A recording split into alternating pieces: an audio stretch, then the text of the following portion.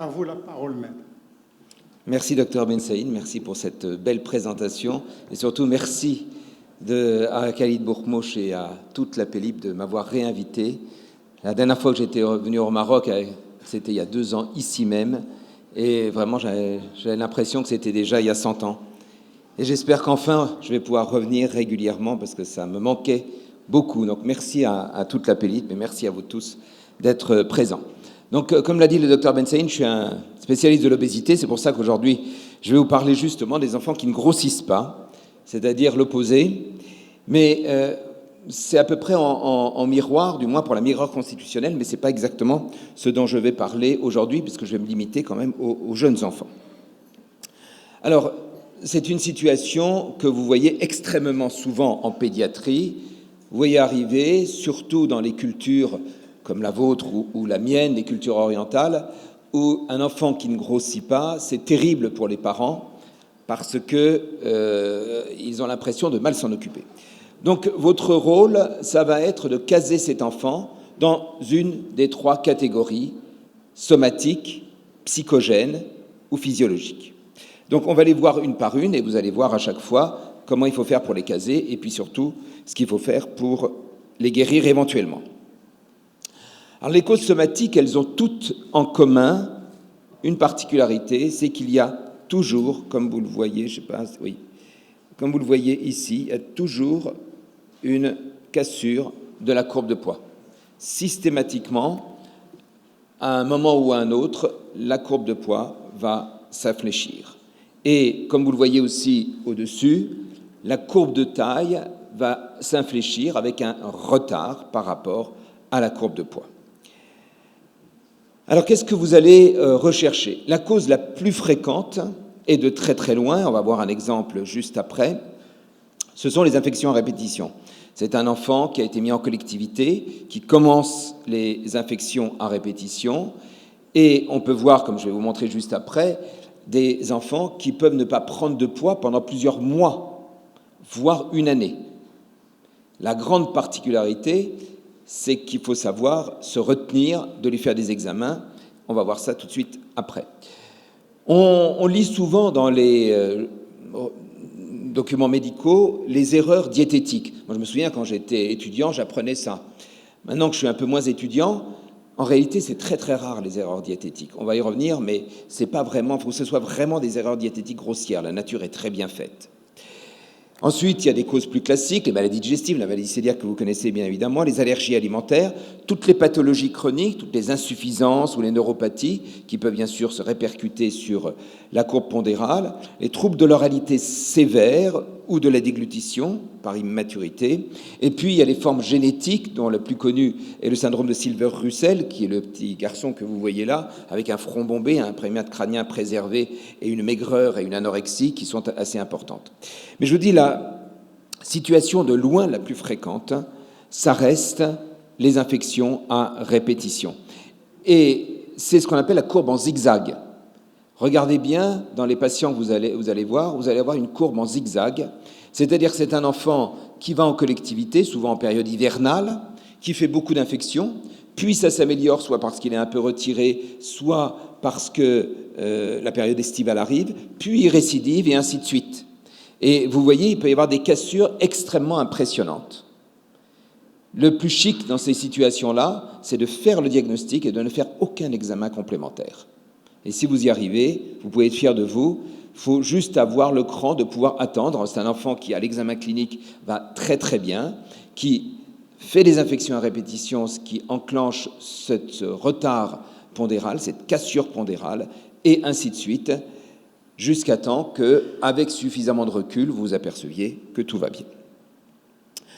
Alors, puisqu'on est dans les causes somatiques, il faut voir quels sont les signes qui vont nous alerter pour nous orienter vers ces causes somatiques.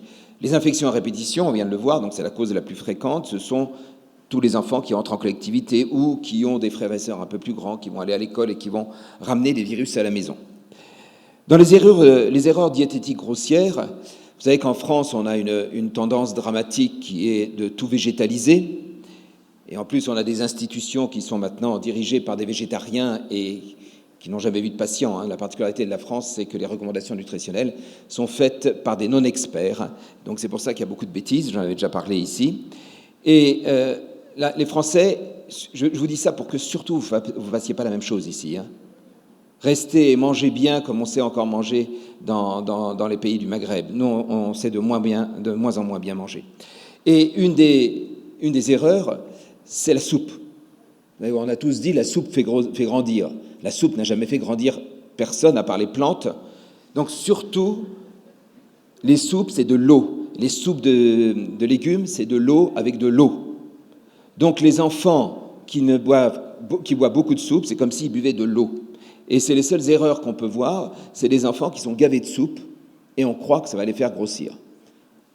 J'aime bien la soupe, moi, ne croyez pas que j'ai eu des traumatismes jeunes avec la soupe, mais ce n'est pas un aliment qui est bien fait pour l'enfant. Enfin, les allergies alimentaires, juste un mot sur les allergies alimentaires. Ce sont par définition des allergies non IgE médiées.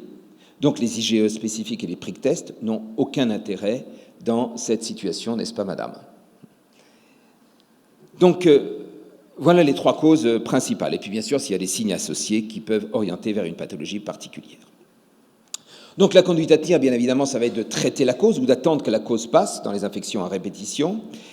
Si, par contre, on est, par exemple, devant une insuffisance respiratoire, une insuffisance cardiaque qu'on ne peut pas guérir tout de suite, eh bien, c'est la seule indication à augmenter la densité des repas, soit ajouter des céréales, soit ajouter des graisses, quelles qu'elles soient, huile, beurre, dans l'alimentation. On peut aussi donner des compléments nutritionnels oraux quand les troubles de l'oralité sont trop importants, et dans les cas extrêmes, notamment chez les enfants qui ont des grosses pathologies chroniques, mais aussi les Silver-Russell dans certains cas, mettre en place une nutrition entérale qui devra être nocturne pour préserver l'alimentation diurne.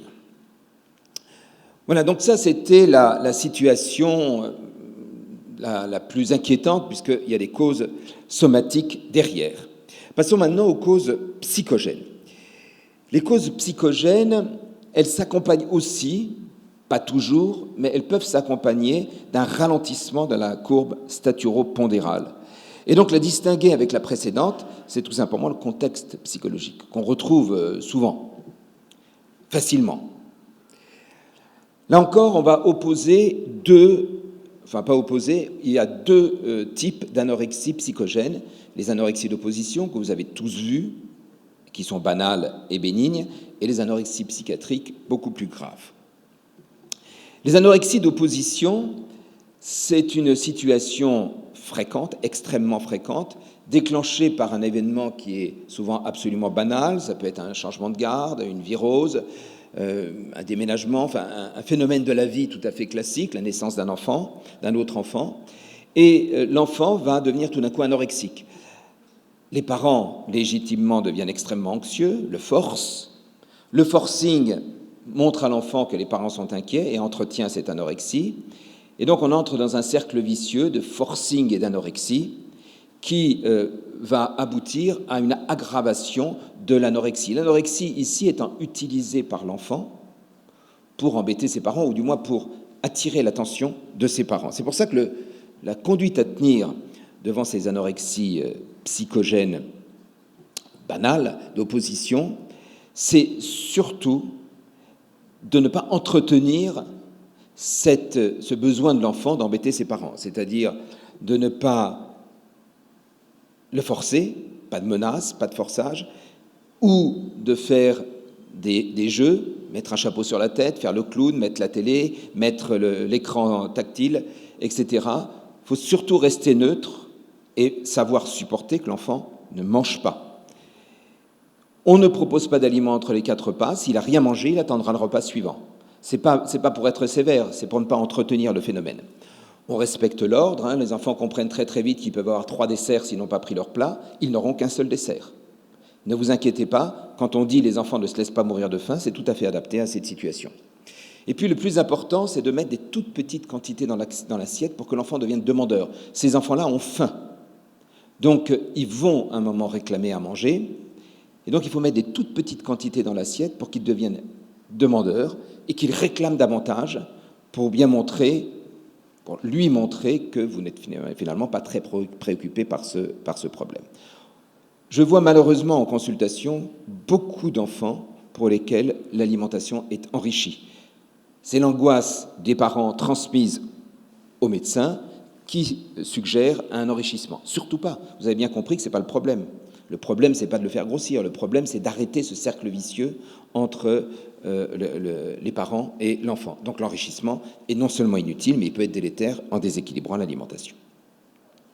Et puis, il y a la deuxième situation, qui est une situation beaucoup plus complexe et beaucoup plus grave, qui est la forme psychiatrique, donc les anorexies psychiatriques, la forme psychiatrique de l'anorexie du nourrisson et du jeune enfant, c'est-à-dire la forme, on va dire, du jeune enfant de l'anorexie mentale. Ce n'est pas exactement une anorexie mentale, mais on pourrait presque imaginer qu'il s'agit d'une anorexie mentale. D'ailleurs, on retrouve souvent des gros troubles du comportement alimentaire chez l'un des deux parents, presque toujours la mère. Cette fois, on est devant une maladie psychiatrique, donc il faut une prise en charge psychiatrique. Et comme je vous ai dit tout à l'heure que les enfants ne se laissaient pas mourir de faim dans les causes psychogènes, ce n'est pas le cas ici, c'est comme les anorexiques mentales. Les enfants se laissent mourir de faim et peuvent mourir de faim. Et donc cela, il faudra parfois être contraint à mettre en place une nutrition entérale nocturne dans les formes qui semblent résister avec une dénutrition importante qui apparaît. Enfin, pour terminer, la situation la plus fréquente, et par définition, ça n'est pas une situation pathologique puisqu'on est devant une situation tout à fait normale, c'est la maigreur constitutionnelle ou petit mangeur. La particularité, même si c'est un peu caricatural, je vais revenir un petit peu là-dessus après, vous voyez la parfaite régularité des courbes pondérales et staturales. Alors, je vous avoue, c'est un peu caricatural, il peut y avoir des petits changements, mais vous avez quand même une ligne principale qui reste parfaitement régulière. Vous voyez, l'enfant est à moins de DS, un peu au-dessous de moins de DS de poids, et il a une croissance qui est parfaitement régulière. Donc, comment on pose ce diagnostic ? Il n'y a pas d'examen complémentaire, bien évidemment, pour le poser. Eh bien, c'est ce que je viens de vous dire, il y a la régularité de la courbe staturopondérale. Mais à ceci près, et je reviendrai sur la diapositive juste après, il y a ce qu'on appelle le retour à la courbe génétique. C'est quelque chose, regardez bien, vous avez dû déjà voir ça à de nombreuses reprises. Vous savez, c'est souvent des enfants qui sont allaités. Ils sont allaités, ils grossissent bien. Vous voyez, ici, il y a une accélération de la courbe pondérale au cours des premiers mois de vie. Puis, vers 6 mois, il va reprendre des apports alimentaires qui vont être bien régulés par son système de régulation, et il va revenir à la courbe génétique.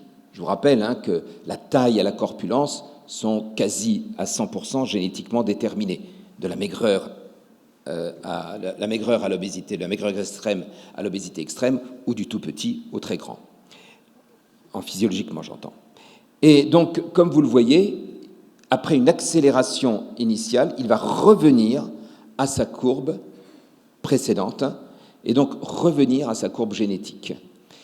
Quand il grossit, on n'est pas très très inquiet, mais par contre, quand il maigrit, souvent, les médecins, parce que nous on les voit, ils ont déjà repris une courbe régulière, et les médecins qui les voient au moment de la phase de diminution sont inquiets. Regardez bien, s'il a pris du poids avant, ne vous inquiétez pas s'il maigrit après. C'est un peu comme les nouveau-nés de mère diabétique, vous savez. Les nouveau-nés de mère diabétique, ils naissent à 5 kilos, ils sont très très gros et on s'étonne qu'ils ne prennent pas de poids au cours des premiers mois de vie, des premières semaines de vie. Ben, ils reviennent à leur courbe génétique. Je vous rappelle, le poids est génétiquement déterminé chez chacun d'entre nous, quel que soit l'âge d'ailleurs, et le cerveau poussera toujours à revenir à la courbe génétique. Dans les nouveau-nés de mère diabétique, la prise de poids in utero n'est pas physiologique, donc l'enfant va être presque anorexique le temps qu'il récupère sa courbe génétique. C'est la même chose ici. Alors on revient à la diapo précédente. Donc c'est la régularité de la croissance staturopondérale, c'est la première chose. L'examen clinique est bien évidemment normal, il n'y a pas de signe associé. Alors, est-ce qu'il faut faire un bilan biologique ? Par définition, non, puisqu'on est devant une situation physiologique. Maintenant, j'entends qu'on est en ville, on voit un enfant qui est en train de maigrir, on se dit je ne vais pas passer à côté d'une maladie. Voilà à la rigueur, au grand maximum, les examens que vous pourriez faire, des IgA antitransglutaminase bien évidemment pour éliminer une maladie cœliaque, une numération, un ionogramme pour les troubles ioniques, une CRP, une créatininémie. Bon, encore une fois, l'idéal c'est de ne faire aucun examen complémentaire et de faire un diagnostic uniquement clinique. Et puis le dernier point, qui est loin d'être négligeable, comme je vous ai dit, la corpulence est génétiquement déterminée, et donc on retrouve souvent l'un des deux parents qui a une maigreur constitutionnelle. Alors là où on est troublé, et ça m'arrive régulièrement, parce que moi je vois beaucoup d'obèses, comme le disait le docteur Ben Saïd, mais je vois aussi beaucoup de maigreurs constitutionnelles, parce que j'aime bien. Et là où on est troublé, c'est quand on ne retrouve aucun ascendant qui a une maigreur constitutionnelle. Alors, soit c'est une modification génétique des novo, soit je vous rappelle que environ 5% des enfants n'ont pas le père qu'ils croient, donc dans 5% des cas, peut-être que c'est ça. Juste un point avant de donner la conduite à tenir devant ces situations physiologiques. N'utilisez pas l'IMC. Parce que souvent, on parle de l'IMC comme facteur de dénutrition. C'est un très mauvais facteur. Vous voyez, j'ai pris l'exemple précédent de cet enfant. Quand on met son poing sur la courbe d'IMC, on voit qu'il est dénutri. En réalité, ça n'a aucun sens, puisque vous avez vu sur la diapo précédente, je reviens, qu'il avait une courbe parfaitement régulière. Et regardez, si on ferait la courbe d'IMC au cours des tout premiers mois de vie, et bien des tout premières années de la vie, on s'aperçoit que ça ne ressemble à rien, cette courbe d'IMC. Et donc, on ne peut pas juger une courbe pondérale sans la cinétique de la courbe pondérale. Donc, n'utilisez pas l'IMC. Enfin, donc, pour conclure, comment on va prendre en charge ces petits mangeurs? Eh bien, le plus dur pour vous, c'est d'expliquer aux parents que c'est normal. Parce que les parents sont venus vous voir parce qu'ils trouvent leur enfant trop maigre, ils trouvent qu'il ne mange pas assez, et vous allez leur dire, c'est normal, il n'y a rien à faire. Donc ça, c'est tout votre talent qui va permettre de convaincre les parents. Et pour montrer que vous connaissez la situation, vous allez leur expliquer comment ils mangent ces enfants. Souvent, comme s'ils faisaient des réserves, ils mangent bien un jour, et les 2-3 jours qui suivent, ils mangent pratiquement rien. Les parents, soit vous le disent d'emblée, soit vous leur dites avant qu'ils vous le disent, et ils vont être impressionnés, parce qu'ils disent oui, c'est ça. Et puis en plus, quand vous le forcez, il vomit. Exact, docteur. Vous voyez que je connais, et ça permet de les rassurer. Votre seul travail, ça va être de vous assurer de l'équilibre alimentaire. Emmanuel Mahé, tout à l'heure, parlait du calcium. Chez les jeunes enfants, parce que je me suis concentré sur les jeunes enfants, c'est le lait de croissance. Ces enfants-là, il faut les remettre sous lait de croissance s'il n'y était pas. Je sais que c'est plus cher ici qu'en France. Et on peut les mettre jusqu'au lait de croissance jusqu'à 7, 8, 9 ans. Ça m'est arrivé de les mettre sous lait de croissance sous 7, 8, 9 ans. Ils mangent peu, donc le peu qu'ils mangent doit être particulièrement bien équilibré. D'éviter les erreurs pour déséquilibrer l'alimentation. Pas d'aliments en dehors des 4 repas habituels, comme tous les enfants pour éviter le déséquilibre alimentaire. Respecter l'ordre à la distribution des repas. Et puis surtout, ne pas enrichir. Vous n'arriverez jamais à faire grossir les mecs constitutionnels. Vous pouvez faire tout ce que vous voulez, vous n'arriverez jamais à les faire grossir. Donc, au mieux, vous ne ferez rien, au pire, vous déséquilibrerez l'alimentation. Enfin, justement, il faut éviter les troubles secondaires dans cette situation qui est physiologique, ne pas contraindre l'enfant à ingurgiter des aliments, ne pas faire de forcing, mettre de petites quantités dans l'assiette, et ces enfants n'aiment pas les légumes, comme beaucoup d'enfants. Vous savez, la nature est très bien faite, les enfants sont attirés par ce dont ils ont besoin. Et les enfants ont besoin de produits laitiers, c'est pour ça qu'ils aiment les produits laitiers, de produits carnés, c'est pour ça qu'ils aiment les produits carnés. Bon, ils ont besoin d'un peu de poisson, c'est pas vraiment ce qu'ils préfèrent, sauf peut-être ici. Et ils n'aiment pas les végétaux d'habitude. C'est normal, ils n'ont pas beaucoup besoin de végétaux. Et ces enfants-là, comme ils mangent très très peu, on a l'impression qu'ils ne mangent exactement que ce dont ils ont besoin. Et c'est pour ça, rassurer les parents, parce que les parents sont persuadés que de ne pas manger beaucoup de végétaux va déséquilibrer l'alimentation. Rassurez-les, c'est le contraire. Nous, en France, où on voit exploser, mais je sais que ça commence un peu ici aussi, le végétalisme chez l'enfant, c'est-à-dire l'excès de végétaux, je peux vous dire que de toute ma carrière, je n'ai pas vu de comportement alimentaire aussi délétère pour l'enfant qui mettent en jeu l'ensemble de l'existence de l'enfant par les carences qu'il provoque très tôt dans la vie. Voilà, je vous remercie et je peux répondre à vos questions. Merci beaucoup.